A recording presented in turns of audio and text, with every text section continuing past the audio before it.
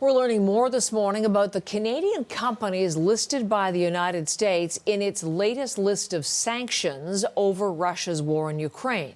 There were dozens of Russian and Chinese companies, but there were also two Montreal-based electronics distributors.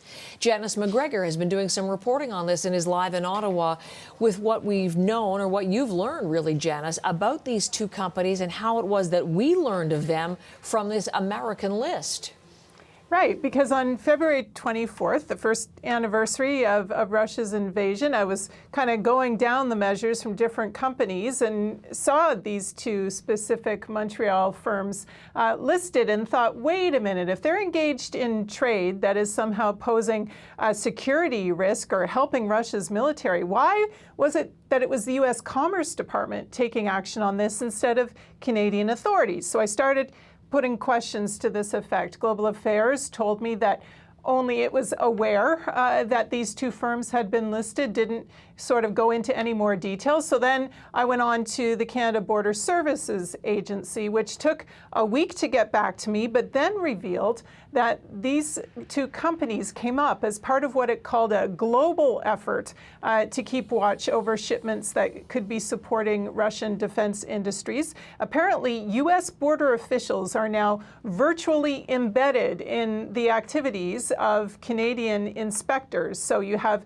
CBSA officials that are keeping watch over all incoming and outgoing shipments, especially those bound for Russia. And apparently, since the war began, they have reviewed some 500 shipments, wanting to make sure that sanctions rules were being followed.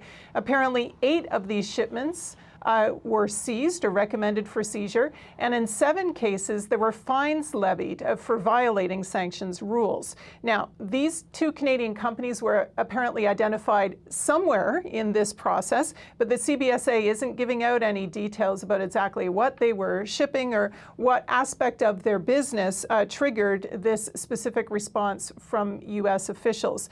Electronics distributors, though, generally are under a lot of scrutiny globally right now. We know we have global shortages of key components like semiconductors, for example, and goods that maybe weren't originally intended to be used for military purposes can be repurposed for war, and that's what gives rise to concerns. The U.S. is getting increasingly serious about monitoring not only its own imports and exports, but also goods that may be shipped through third countries, and that includes Canada.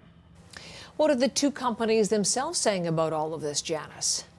When you're listed like this, it effectively means that you are cut off from supply chains for these sensitive goods, unless you can obtain now a specific special license from U.S. authorities. Alexander Yermakov, who is a director for Sapunto Incorporated, one of the two companies involved, he told CBC News that his company takes this matter very seriously. He says it's always acted in good faith without intending to defraud, deceive, or in any way act maliciously. He said it's trying to address the government's concerns, but he wouldn't share any specifics about what exactly was going on here. The second company, it's called Electronic Network, Inc. It has been so far, anyway, unwilling to speak to CBC News on the record.